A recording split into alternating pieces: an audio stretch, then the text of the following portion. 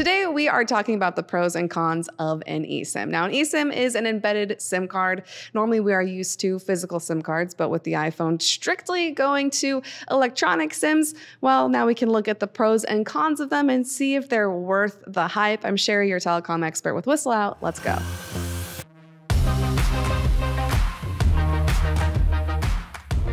First, we are going to go over the pros, and then we will head into the cons. We've got 4 of each. So the first pro is that this one's really easy. There is less waste. With a digital SIM card, you don't have to worry about the little plastic chip, the little metal pieces, and of course that pokey metal thing that you always lose in the first place.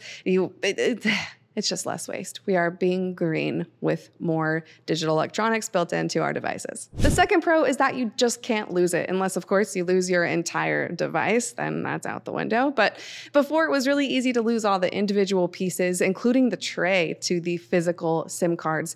Now you don't have to worry about that at all, which is really nice. Reason number 3 is that it is an instant setup. There is no more waiting for a SIM kit to ship to you. Anywhere you are in the country or even potentially the world, you can download an eSIM and you're connected to the internet, you're connected to a phone plan automatically. And these days when we want things instantly, this is perfect for that. The fourth pro is that it's free. Before, you did have to pay for shipping. Sometimes they'd even make you pay for the little plastic SIM card itself, which is insane. With a digital SIM card or electronic SIM card, that is out the window, saving you a few extra bucks, which I'm not mad about. Now we're gonna hop into the cons, and these can be a holdup for some people and might keep anybody from upgrading to a eSIM only device. So with that being said, let's jump in. The first is that, well, it can be a complicated setup. There isn't a universal setup for eSIMs. Every single carrier does it differently, which makes it complicated.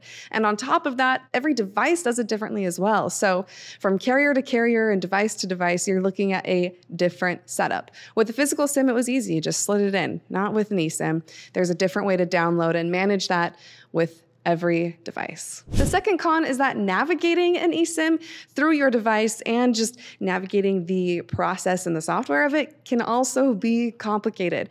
There's a lot more ways to get lost inside the back end of your phone with an eSIM, especially if you're trying to swap between 2, download 2 even. So there's just a lot more possibility. And that means more variables, and more variables always means just complication. So that's the second reason why I'm not a huge fan of eSIMs. Con number 3 is that eSIMs are not available with every carrier. So if you fall in love with a carrier, especially a smaller carrier, you may not be able to have an eSIM, and that will be a bummer if you want a newer phone, because you'll have to have an eSIM and then you'll have to switch carriers. So just keep that in mind, that eSIM is not universal yet. So that definitely limits where you're able to take your newer device, which leads me to reason number 4, which is that eSIMs are expensive because they live on new devices, and high-end new devices at that. So if you're wanting to have an eSIM availability, you're gonna have to get an expensive phone, although I don't see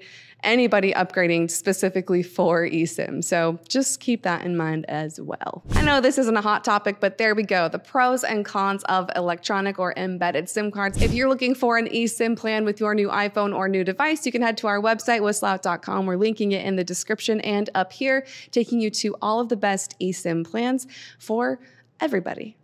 Thanks for watching.